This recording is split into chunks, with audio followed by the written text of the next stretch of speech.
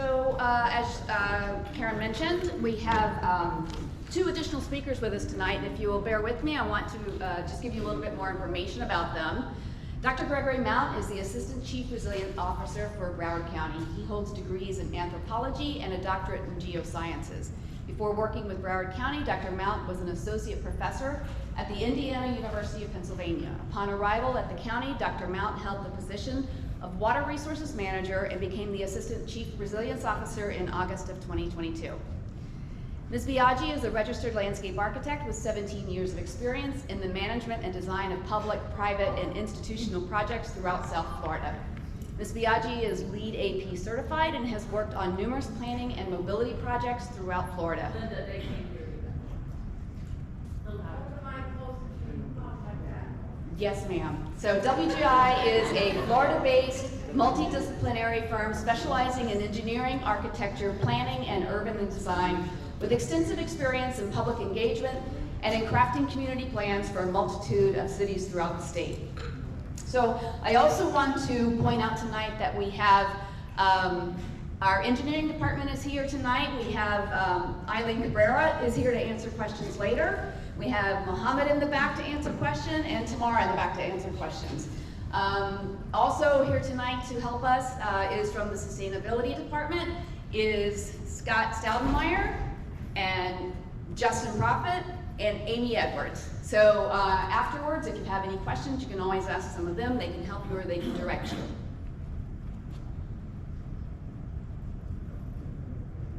All right, so moving on. So how many of you have heard of Vision 2030? Good. This is good. This is good.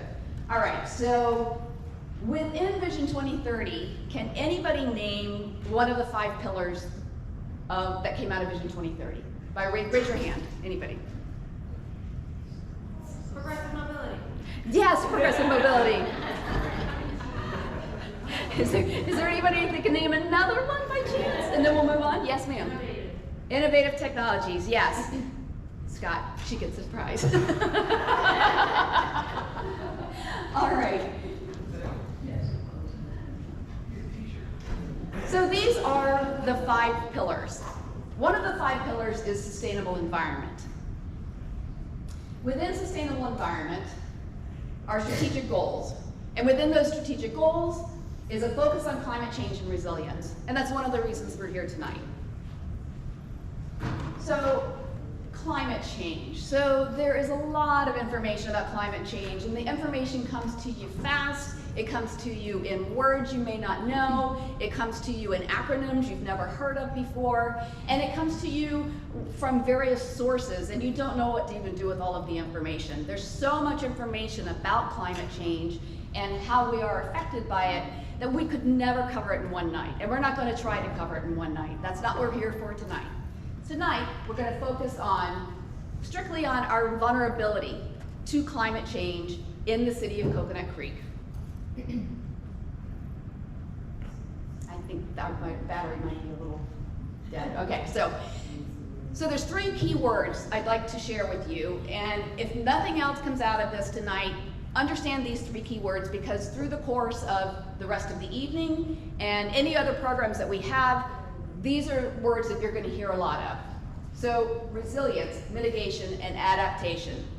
Resilience. Climate resilience is the ability to anticipate, prepare for, and respond to hazardous events, trends, or disturbances related to climate. Mitigation. Climate mitigation is any effort to reduce or stabilize the current trajectory of carbon emissions and warming. Adaptation. Climate adaptation includes any actions that try to reduce the impacts of current or projected changes. So just keep these words in mind as we move forward. So nothing happens at any good speed or rate without collaboration, and this is nothing different. Climate change in a vacuum, you can't do much on your own, but working together with other people, you can affect change. And in this case, we work a lot with Broward County, we work with other entities within the region, and we work with the state of Florida. The collaboration we have with Broward County is very important. There are various reasons for that. One of the things is that there's no reason for us to spend our time and resources on things that we already can get information from Broward County. So we reach out to Broward County regularly to get their support. And that's one of the reasons they're here with us tonight. So when we talk about our responses to climate change, what we're really seeing is the regional response. And we're gonna align ourselves as we move forward in our efforts over the next several years, up to 20, 30 years, we're gonna align ourselves with Broward County. And we're gonna be able to move ourselves more effectively in the same direction as the region because of that collaboration. And that collaboration benefits the city and the residents for years to come. And so with that, I want to go ahead and have Dr. Mount come up, and he's going to speak to you a little bit about water resource management in the region. I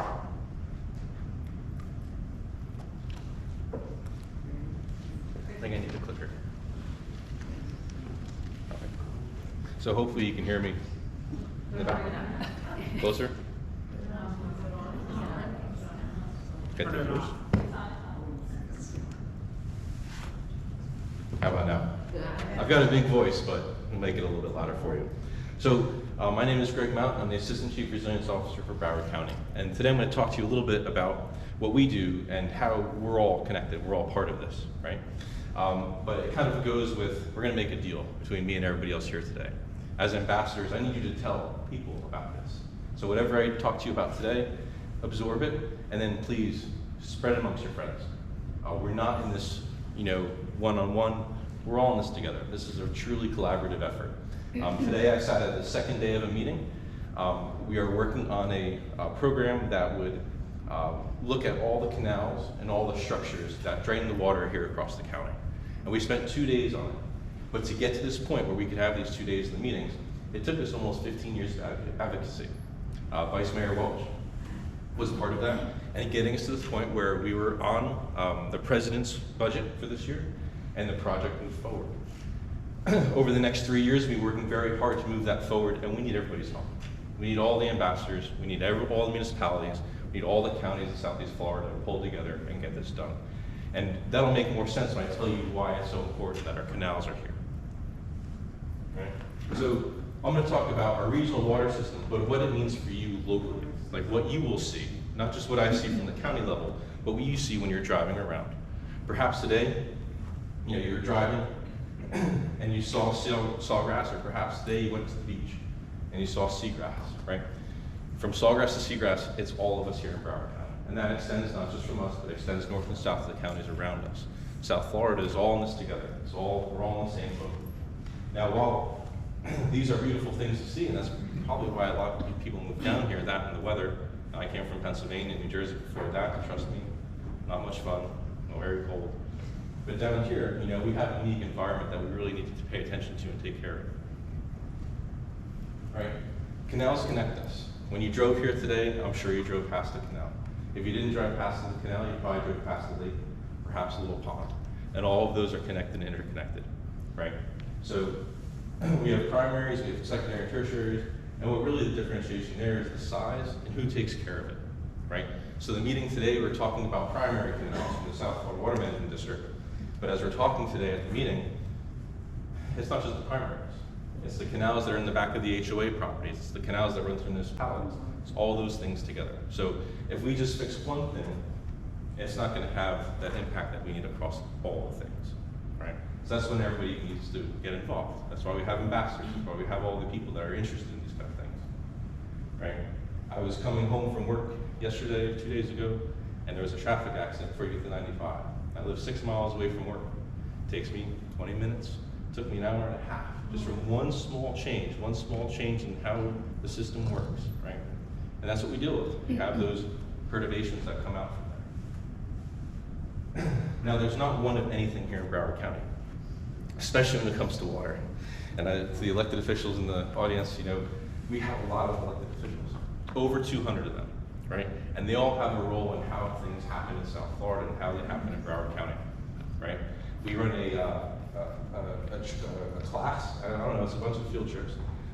Commissioner Tooley came out last year and participated, and we take the elected officials out and we show them the water management systems here in Broward County. We take them on an airboat ride, we show them the swamps, We show them the canals, we show them the drainage structures and the pumps to get a better idea of what's going on, because what the elected officials make decisions upon really affect all of us, right? Again, we're all in this together. Added everything up together, there's almost 300 different people or organizations that make decisions about how water moves here in Broward County. That's a lot, again.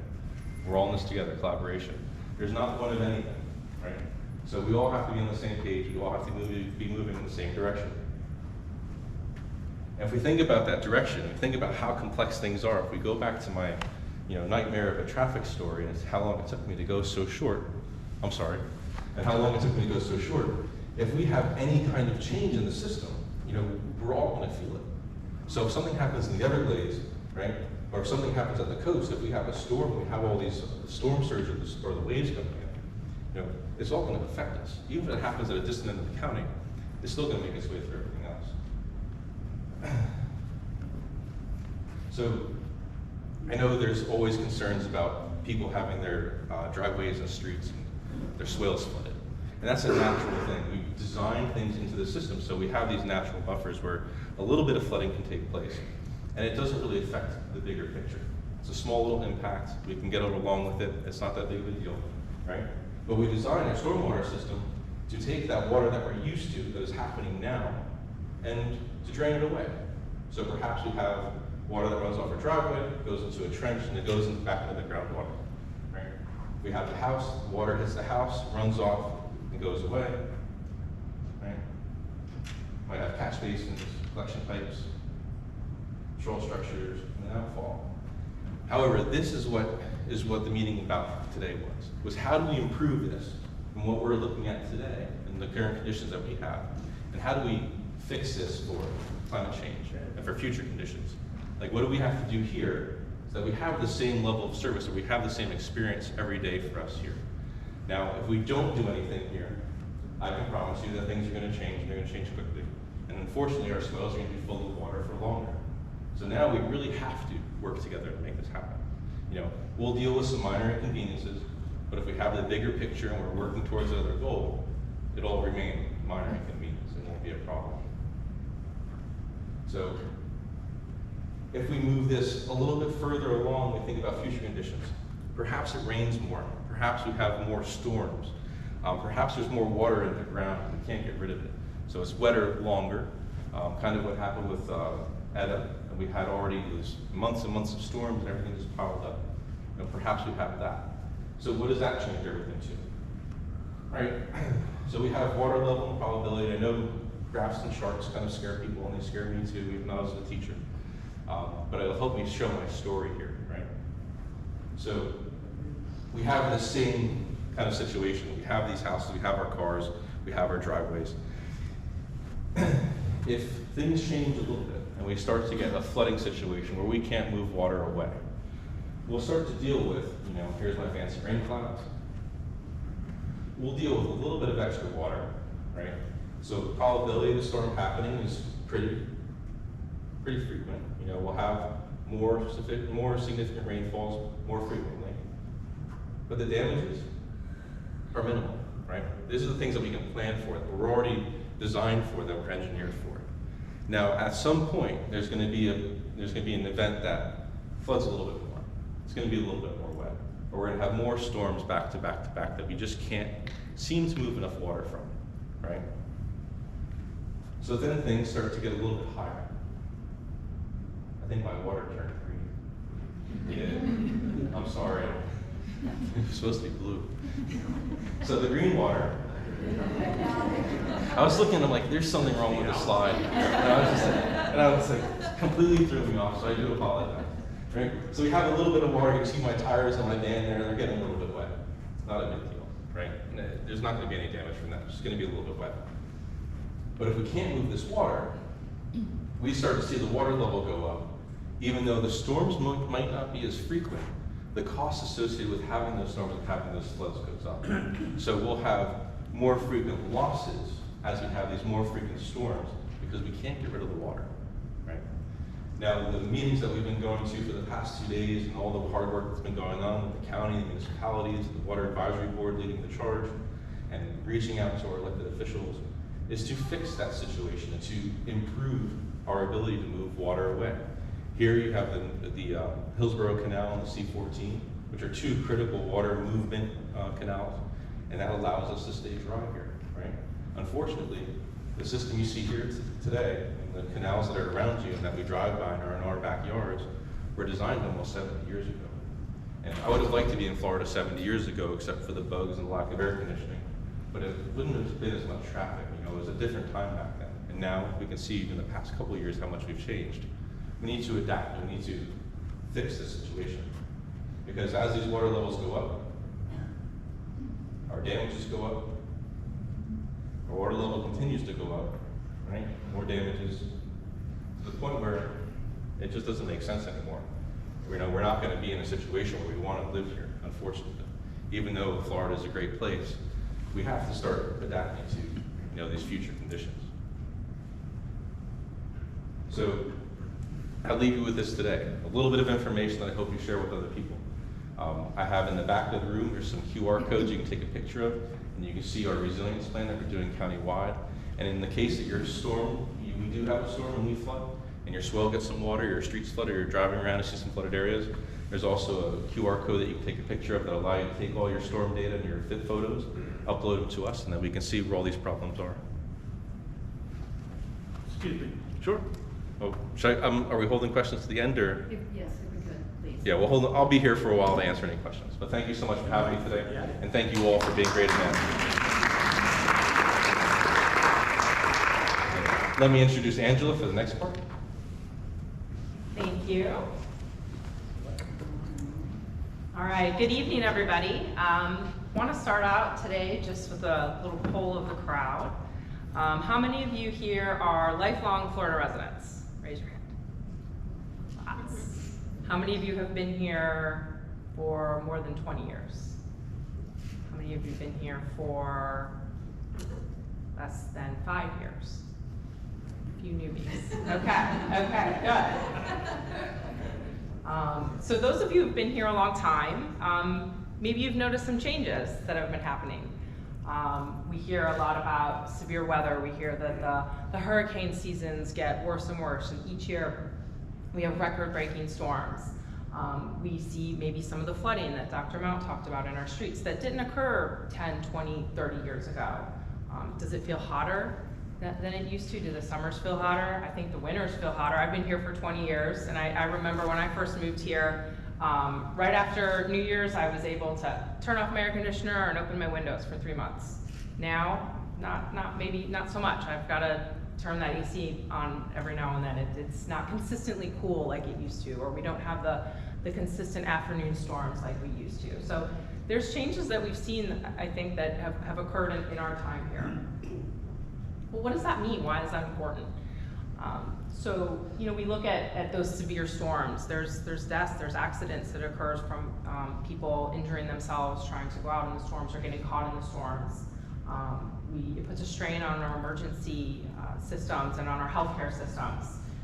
You probably see it right in where you live, or hear about brownouts and power outages due to peak demand that the power system just can't handle it. Maybe it's access to people's jobs or to where they go to work that they can't get to work. You know, everyone is not an ambassador of the community like you are. There's people who are renters, who aren't as engaged in their community, who don't have the ability or the feedback that we're getting here tonight, the information that you guys are privileged to get. And I think Coconut Creek has some amazing natural resources that are really important to connect that could be affected by some of those changes that we saw. Here's a couple maps that I want to talk about just to give you kind of a little bit of some of the things that we're looking at and some of the things that are happening. Happy to report that this is current sea level rise data here on the left. On the right, 3 feet of sea level rise. You guys are not going to have oceanfront property here in Coconut Creek anytime soon. But it is going to affect our neighbors to the east, and it is maybe going to affect our insurance rates, and it's going to affect the systems that we just heard Dr. Mount talk about. The chart on the right is the total annual precipitation, and this is from 1981 through 2010, so this is past. And you can see it's subtle, but that line is starting to go up. So we're starting to see some increased precipitation over the course of that time. We look at temperature. So we talked about heat, maybe it feels a little hotter. The chart on the left is what we call heat islands. And the darkest pink areas on these maps are the hottest. And those areas are hotter than the areas around them. And this is usually caused by lack of tree canopy or less tree canopy and more pavement, more concrete, more buildings. The two graphs here in the middle, those are temperature. And again, this is reported temperature. So this is again 1980 to 2010. And we can see that this drastic uptick in temperature. The one in the middle is nights above 75 degrees. So that's a pretty dramatic increase from 1980 to 2010. So it's not totally in my imagination that it feels hotter. And then the one on the right is total days above 95 degrees. So again, we're seeing that increase has already started to happen. So what does this mean? This means that we have some vulnerabilities. So our systems have some vulnerabilities. We have some vulnerabilities. Our community has some vulnerabilities. So we're working with the city on conducting what's called a vulnerability assessment. And this is a plan that looks at your community and all of your physical, cultural, and social assets, which I'll get into a little later what that means, and how likely those are to be impacted by things like flooding, severe rain events, and heat. Some of the benefits of conducting this study at this time are that we can really focus our efforts in the right place. And this is important because this is where we want to hear feedback from you guys on where to focus those efforts. It establishes a timeline. So this is something that we can put into city budgets and we can plan for over the next 10, 20 years. It's identifying real actual projects. So these are not just sort of pie in the sky things. These are very tangible projects that are going to come out of this plan, and it's very smart for the city to be doing this because it aligns them to be able to get different kinds of grants and funding sources from the federal, state government. So tonight is kind of our starting point for this study. We start with reaching out to you, the community, the ambassadors of the community, and to get your feedback. We also look at the science and we start to collect data. And we take those two things combined and we really tailor a strategy and approach to your community and to the city of Coconut Creek. The plan has 7 phases. We're right now in the first 2 phases, which is data collection and inventory of our assets, which I'm going to show you some graphics of later. Following those 2 phases that we're in now, we're going to identify the assets that are impacted. We're going to establish the focus areas, prioritize what's most needed, create the strategy for how we can implement those projects, and then actually implement them. So when I talk about citywide assets, and we've got copies of these maps in the back of the room. This is not intended for you guys to be able to look at every little dot on the map, but just to kind of give you an idea of where we started and what we're looking at. We look at the transportation system, so we look at bridges, we look at evacuation routes, not just for you guys getting out, but also for emergency people to come back in the case of any sort of emergency response. We look at what we call infrastructure. This is your drinking water systems, your storm water systems, your wastewater systems, communications facilities, cell towers, solid waste management facilities. These are all things that are important to remain functional. Critical community and emergency facilities. So this is going to be our schools, our emergency operations centers, hospitals, city buildings, this building itself. And then our natural and cultural facilities. So we're not just looking at tangible buildings and structures, but this is our open space areas and our natural areas that are also very important to protect. We've gathered, we look at all sorts of different data sources of where we collect then the data to analyze. This is just a list of some of the sources and where we get them from. We have one of our GIS analysts here tonight with us as well, if you guys have any questions on kind of where we pull that data from. But really what this is looking at, just to give you an example, say this building. So this building we would say is a critical asset. This is an important government facility. We would look at this building, we look at what elevation is this building at? How high does this building sit? What happens in 10 years if we have a certain amount of additional precipitation? Is that gonna impact this building? Is that gonna impact access to this building? What happens in 20 years? Oh, you know, maybe we see that we do start to have a problem, or we start to have some issue with water. The pond outside is all of a sudden overflowing into the building. Well, you know, we need to make sure that this building remains functional. So what happens? We need to start putting a project in place over the course of that timeline to make sure that this building can function. If it can't function, maybe it needs to be replaced somewhere else. These are what we look at in order to try to plan ahead and to set those projects in place in order that that hopefully, you know, in the course of that time that we don't have any issue or interruption in services. But this is the part where it's really important that you guys are here tonight and where we really want to hear the feedback from you ambassadors. I've got a couple questions here on the board, but we've got comment cards in the back with these questions on them as well. And such a critical component of this plan is you guys know the city better than anybody. And you guys really have the heartbeat of the city and go out and work with the community and talk to the community and talk to your neighbors. So we're not just here to compare, flooding elevations and dots on a map. We want to know what's important to you. So, after watching this presentation, and if you've got any neighbors who you can also have watch this presentation, we want to understand, like, what is the most important thing that this plan needs to achieve for you, for the community? Where are those assets that are most important to you that need to be prioritized and that you need to protect? What have we missed? What are we not, as I'm not a resident, you guys are ambassadors, what's important to you? And where do you guys see these changes already happening? So where is the biggest area of concern that we need to start really prioritizing now and to focus on at this point? So again, these questions are what's on the comment cards in the back. I'd love for you guys to take a stack of them to your neighbors, fill them out, you can email them, you can drop them back off at City Hall, but this is a really critical part of our plan to make sure that we understand what's important to the community. And we're gonna have other meetings throughout the course of our schedule of this project, but right now, kicking it off here tonight, this is the information we'd love to get back from you guys. Excuse me, I forgot my other question, but I want to ask you one now. Okay. Cory, do you live here? I do not. Where do you live? I'm in Lake Worth Beach. Lake Worth Beach. Okay. Lake Worth Beach does not have the high. This gentleman from Broward County, right here, that talked, and Fort Lauderdale. Have you ever been down to Fort Lauderdale in Broward downtown? I have. You have. Mm-hmm. And we got all these 30, 40, 50, and 60, okay?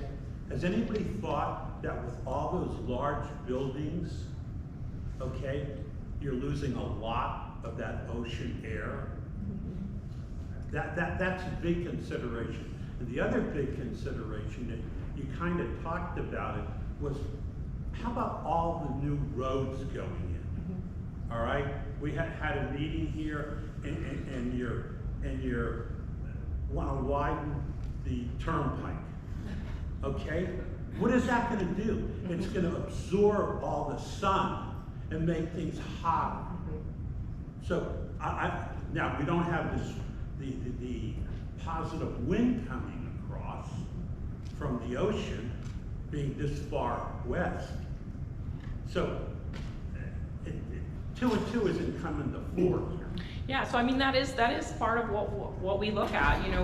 We make sure that those existing roads are passable, that we can get people from where they need to go. So part of this, maybe one of the priorities for you, the community, is making sure that people have access to transit, or that those systems are maintained. I was born and raised here. All right? I haven't been on a bus in 60 years, maybe 65 years. It's not happening. But getting back to those large buildings that the city of Fort Lauderdale Broward County is all doing all this.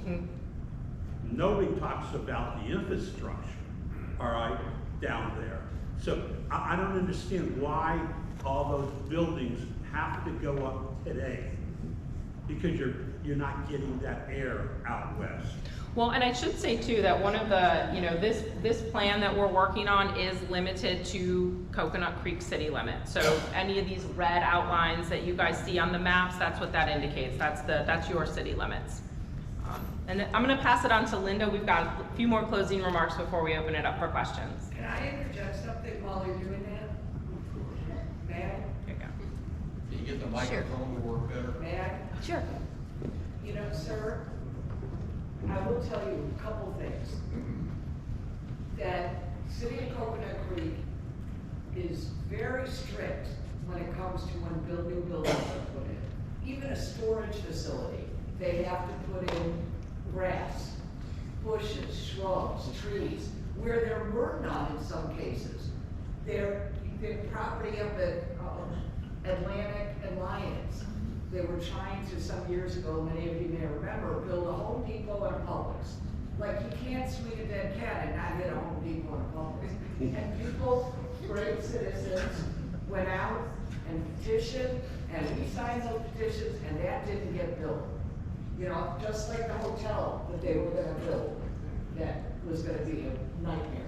We all were, citizens, volunteers, and thank God for our police chief, that got mixed, and it was really close to be done, but they really do plan, and unlike in Texas, like, I think it was Houston, they just paved over it, put no thought into drainage.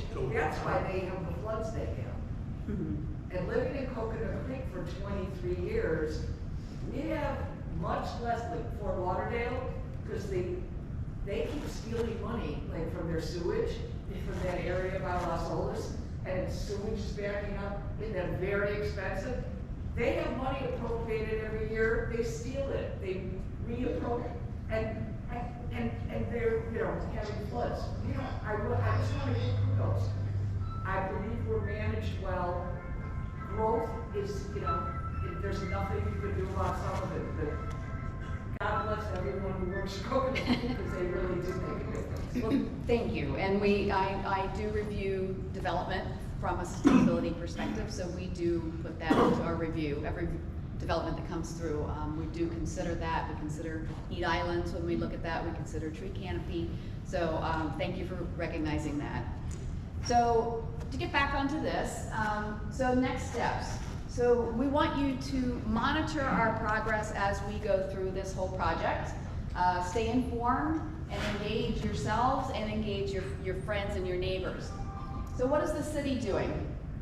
We're going to set up an internal steering committee through the departments. We're going to use that steering committee to make sure that this is people who are specialists in the city, that are out in the city every day, our public works departments, our utility guys that are out in the field, our code enforcement officers that are out in the field. When they see things that are happening in the community as it relates to these items that are on our vulnerability assessment, they'll be able to help us steer this study in the right direction so that we hit everything that we need to hit on that. And then we'll be able to come back to you as a group in our future meetings and talk about those things. The city's going to continue to work with WGI on the data collection. We're going to have future meetings. You all signed in one way or the other. When you came here, we'll have your information. We're going to be reaching back out to you to let you know when we're going to have additional meetings on this. It won't be in the Ambassador Forum. It will be a separate meeting altogether, but if you're interested, we would love for you to join us so that we can continue down the road of this study. We are going to be preparing a draft report and ultimately finalize an assessment that we're going to take to the commission. And we're going to identify priority projects, as Angela said. Once we identify those priority projects from the result of the study, then we can start to go through the budget planning process, get them in the CIP process, and then go for grants and help to pay for some of these things that are needed. There's a lot of money right now for resilience projects through the state of Florida. We want to make sure that we're lined up, teed up, ready to go for that. So what can you do? One, thank you for being here. Thank you for listening to us tonight. You can sign up for upcoming meetings, or in this case, I think we're gonna reach out to you, and then you can let us know if you wanna have a meeting with us. I want you to monitor the vulnerability assessment webpage. It's based on this QR code that's right there. Right now, it's not populated because tonight is kind of our starting point, but we're going to be adding information as it's available to that site so that you can keep up with our project and what's going on with it. And incidentally, everything tonight practically has a QR code. If you don't know how to do that, any of the people at the back tables can help you with that. We're trying not to use a lot of paper for handouts, being that this was a climate conscious group. And regularly check the county's web pages. There's a couple of QR codes back there for the county. Check their web pages regularly for information. They are always available for information to get to you. You can always contact me to get a hold of Dr. Mount. He'll be happy to speak with you as well. And educate your neighbors. Be the climate ambassadors. This is important information. It's not something that we've done a lot of work in the city and it's ongoing, but it doesn't always get disseminated out to the public in the way that it should. So we're gonna really rely on you for that. The other thing I'd like you to do, if you have the time, there's a program from the University of Florida Institute of Food and Agricultural Sciences, also known as IFAS, the extension program, and it's called Climate Smart Floridians. There is a tremendous amount of information on this website, and again, you can use this QR code. It's also in the back of the room. Go to that site and pick up information. It's just a vast amount of information, and it's put in a format that everyone can easily understand. I'm hoping to have a local program on that here at the city. Like I said, climate information is vast. I can't do it all in one night, so what I'm hoping to do is to have several meetings put together so that we can do this process. There may even be some like home-based class work, and then we come in and talk about it, sort of thing. But it's a good program. I really highly recommend that you go take a look at it. And this is our contact information. We've got cards in the back. I think Dr. Mount doesn't have cards, but his information is right there. You can always contact me to get a hold of him. If you have questions, we'll be happy to either answer them or get the answer if we don't know it. Or if it's something completely outside of our field, we'll see what we can do about getting you to the right person. Again, I wanted to highlight Eileen, who is senior engineer with our engineering department. So these things that we're talking about, not only in a regional standpoint and not only from things we need to study, Eileen and her department works with these things every day, and they're very familiar with them in the city. Just a matter of information, upcoming ambassador meetings that you should be aware of. The next one is the Transit Master Plan. The one after that is Public Safety. Just put that on your calendars, make sure you show up. And be sure to connect with us. Again, this page, the coconutcreek.net/vulnerability, the page is nothing's on there right now. Next week, we're going to add these slides to that page, but in the future, there will be information from this study that'll go on that page so that you can keep track of it. And with that, we're gonna take some questions. So I think all of us can come up. And if you have any questions, we're happy to answer them. Yes? Thank you very much for your Get a presentation. microphone over there. There's one down there too. I'm sorry, go ahead. Hold on, I have my.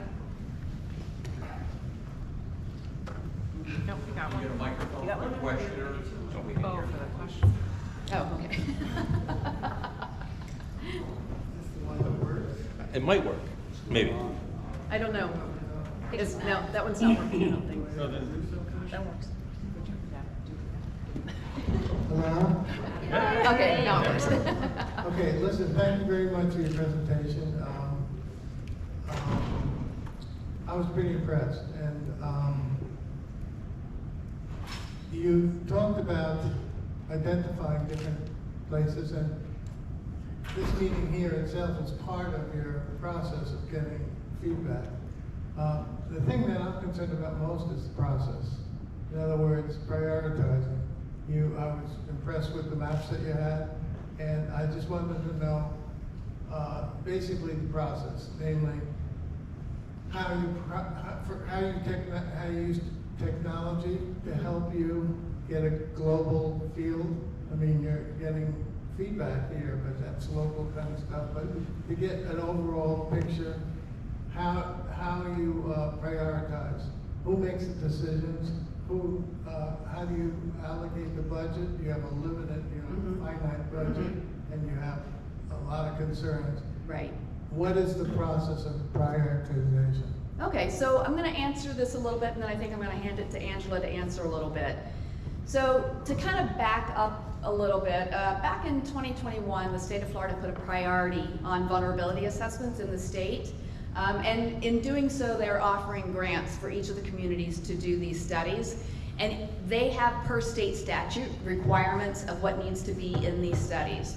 So fast forward, we prepared a scope of services to go out to our consultant. It was based directly off the Florida state statutes of what we needed to identify so that we could then further go after a grant. So that's where the criteria, so to speak, came from, was the state of Florida and the Florida statutes. So fast forward to, okay, we've got the scope, we've chosen our consultant. They put together everything based on that. They're collecting data right now.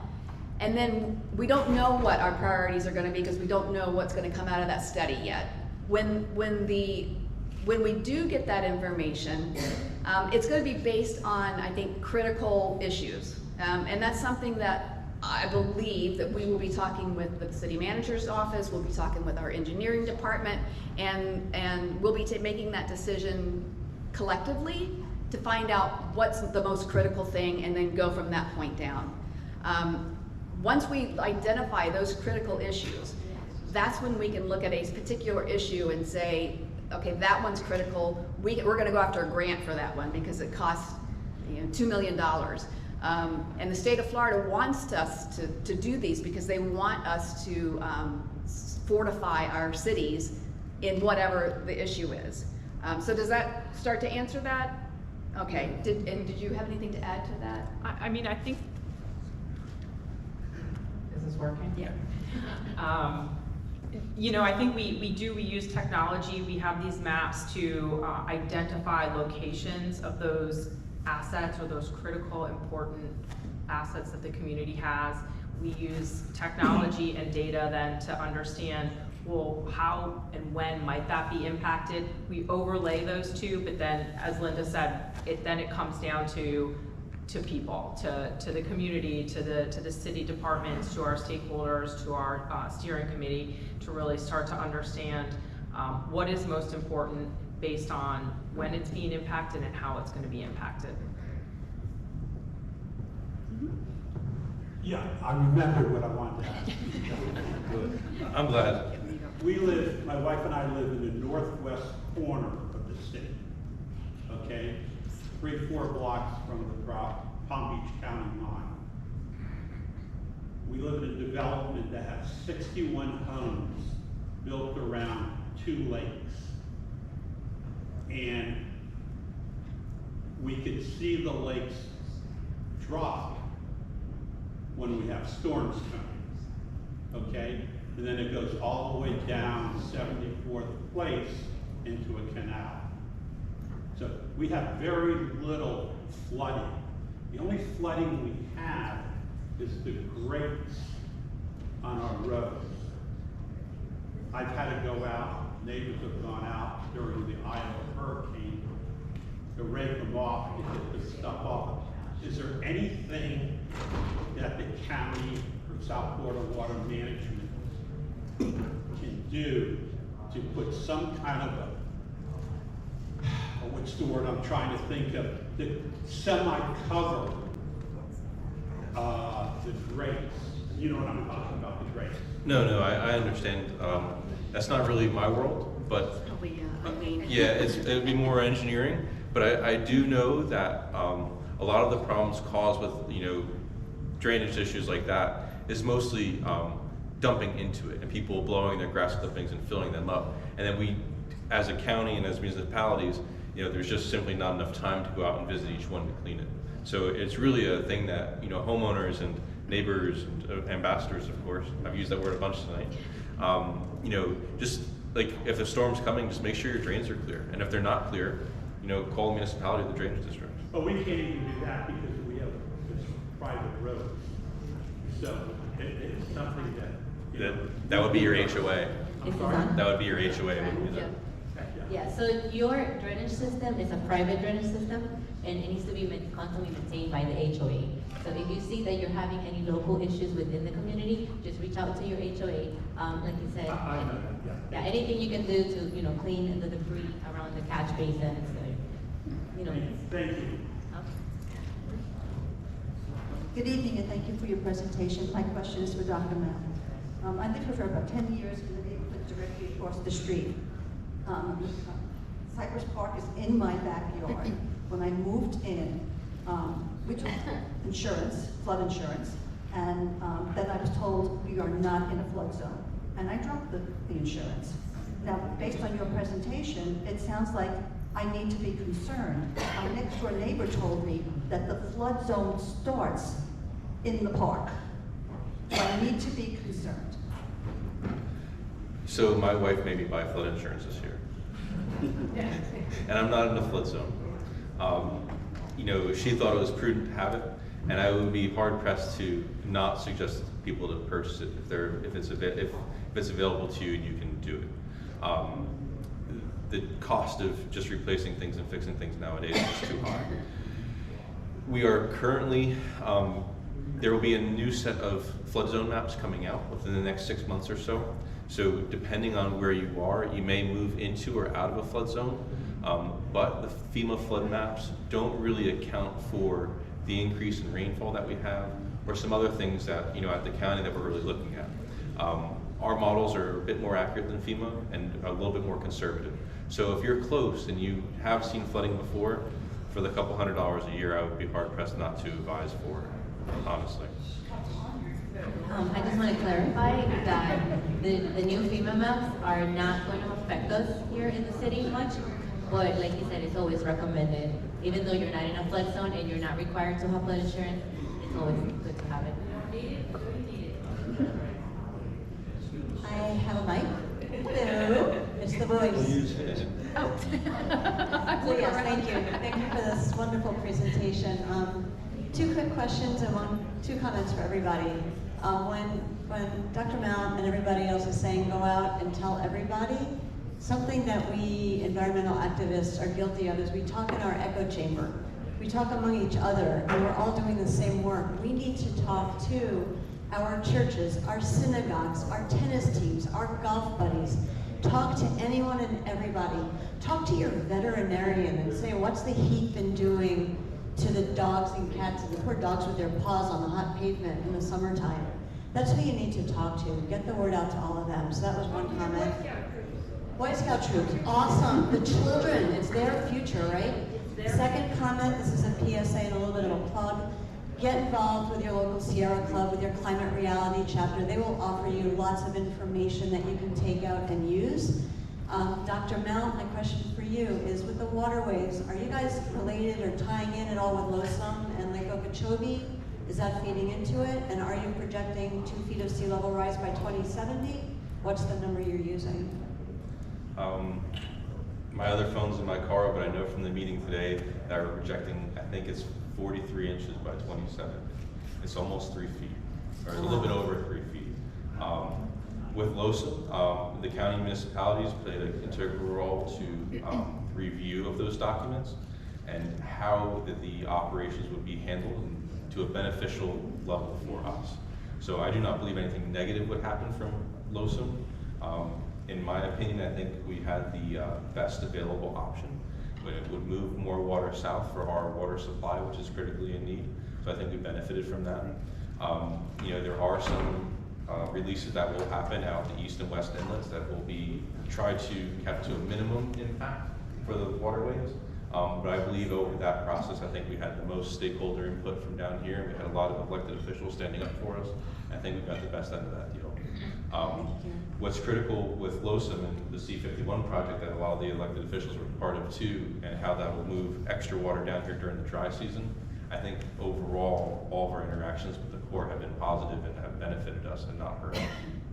Thank you. And one very last, I'm so sorry, really quick. Angela, yes, for the purpose of the vulnerability assessment and when we report in, aside from reporting on things that we want to see protected or that we feel are at risk, would you also like us to report to you mitigation opportunities such as freestanding buildings where solar panels would be ideal since the Inflation Reduction Act is offering incentives for solar panels and things, or do you only want to do adaptation at this point?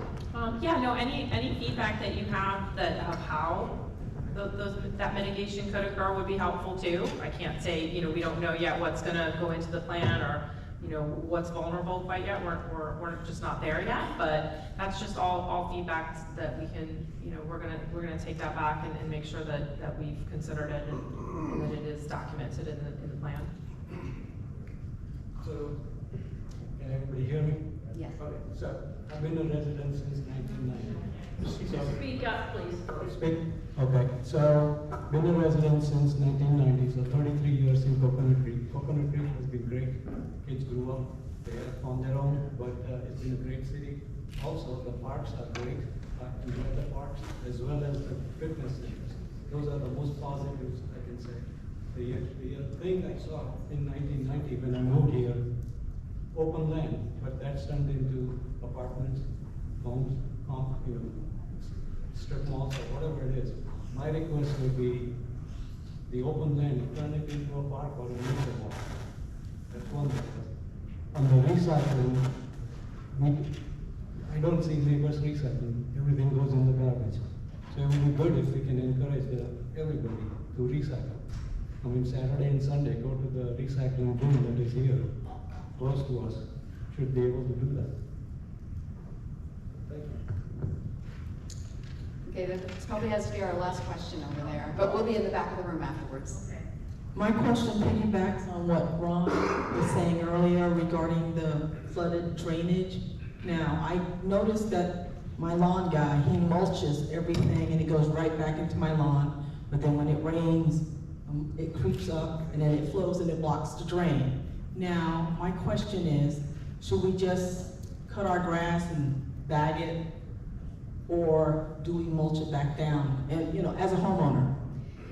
I would say that, one, you should probably you can call Sharon Bulmer in our landscape division, but it's always been my understanding that your grass is better off letting the clippings into the grass, leaving it in the grass. But that's what dries up, and then when it rains, it rises up, and then it blocks the drain. Yeah. But maybe that's something we can have another conversation about, but it's a good point. So, one more thing, we'll be in the back, we can answer some more questions, they're gonna need to get organized for the next meeting, but I forgot to mention that this Saturday at the community center, there is a garden club. At that garden club, there's going to be somebody speaking on something called Project Drawdown. Project Drawdown, there's information in the back, again with a QR code, you can look at it. It's information about how to respond to the biggest issues relating to climate change. So it would be a very good piece of information on climate change. If you have the time on Saturday, go take a look at that. The information for that is back in the back of the room. So anyway, thank you all very much. We'll be in the back. You can ask questions back there. Thank you.